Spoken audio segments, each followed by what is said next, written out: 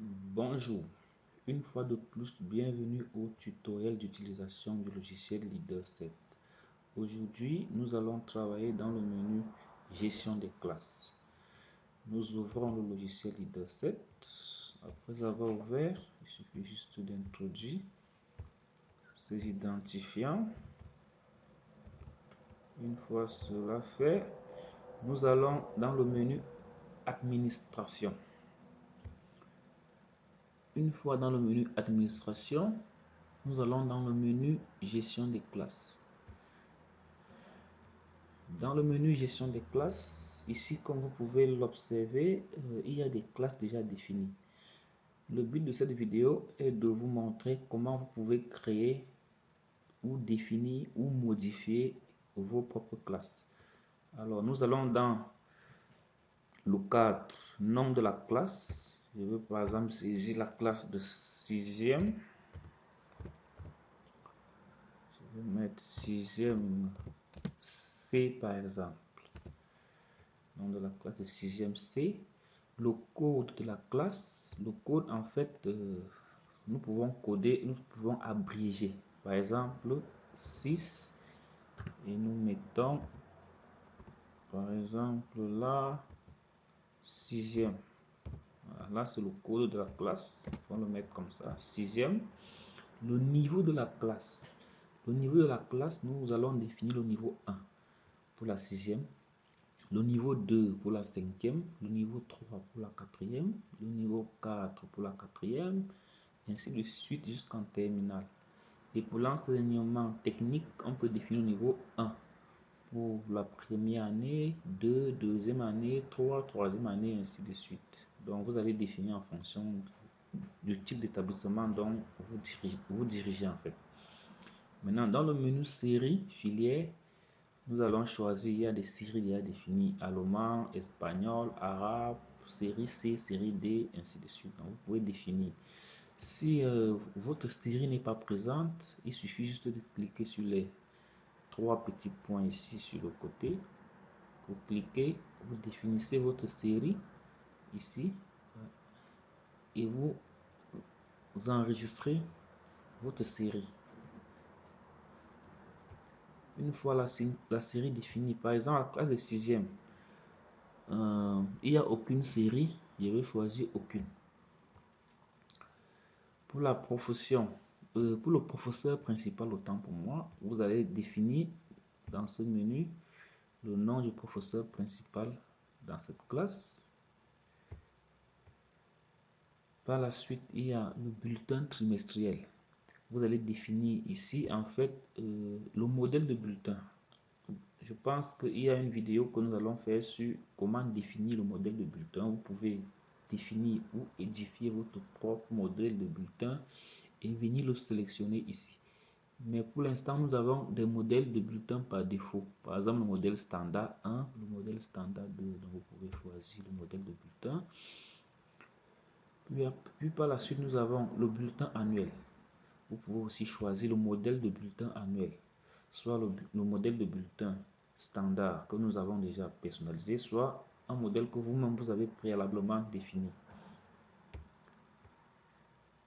Par la suite, nous avons le modèle de libellé.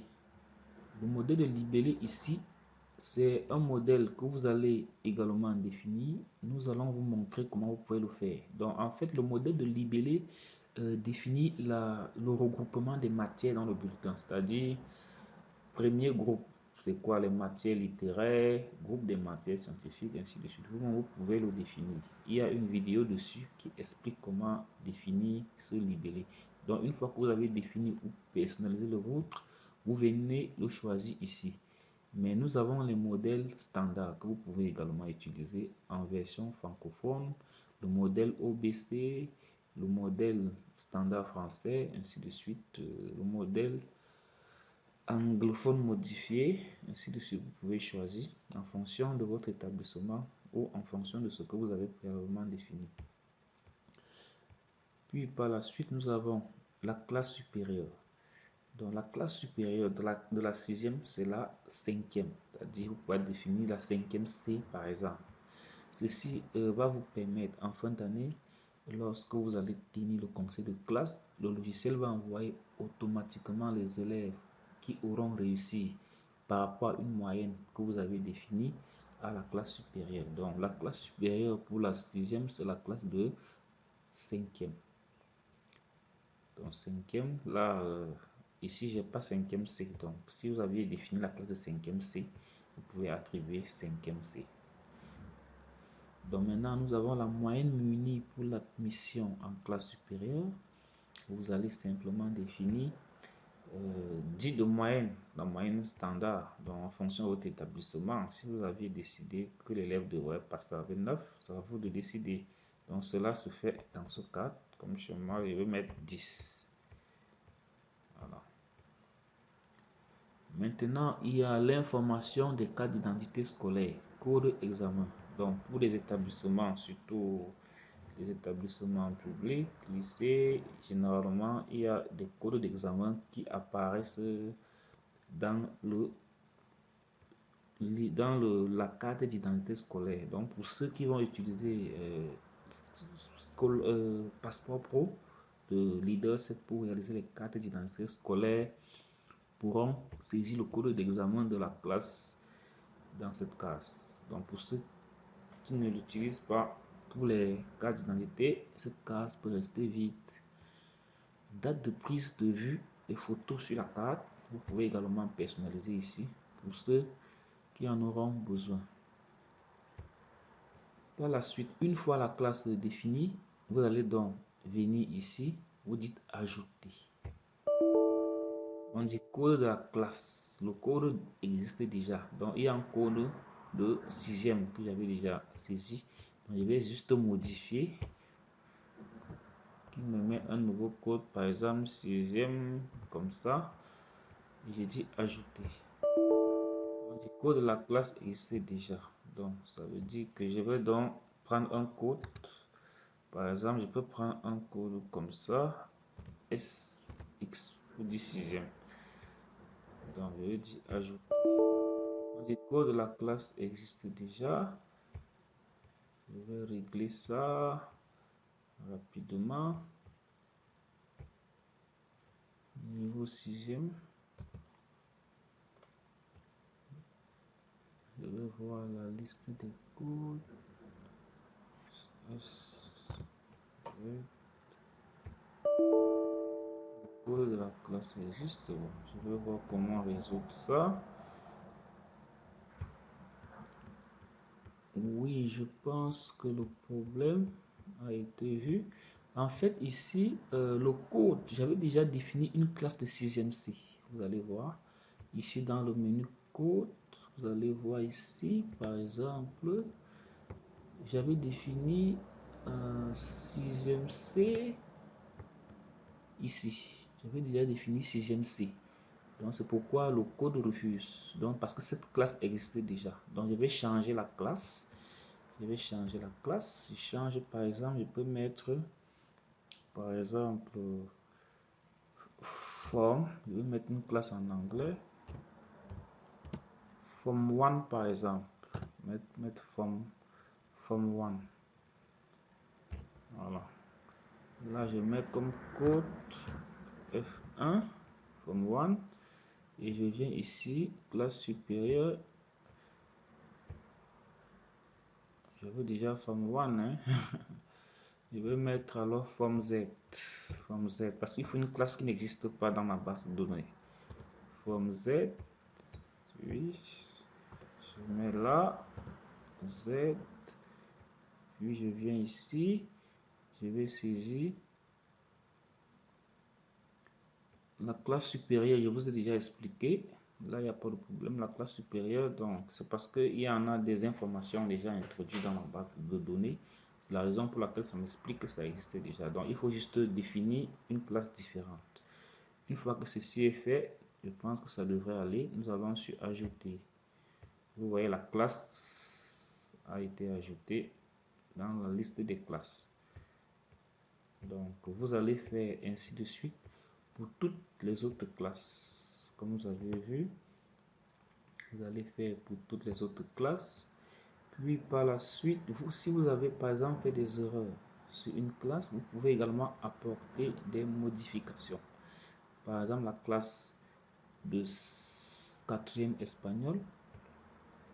Par exemple, si j'ai une erreur, vous cliquez sur la classe de 4e espagnol, vous venez dans le menu, nom de la classe. S'il y a un problème, vous pouvez corriger. Par exemple, comme ça, vous pouvez corriger. Je peux mettre 4e espagnol, peut-être si je mets par exemple F comme ça ou 2.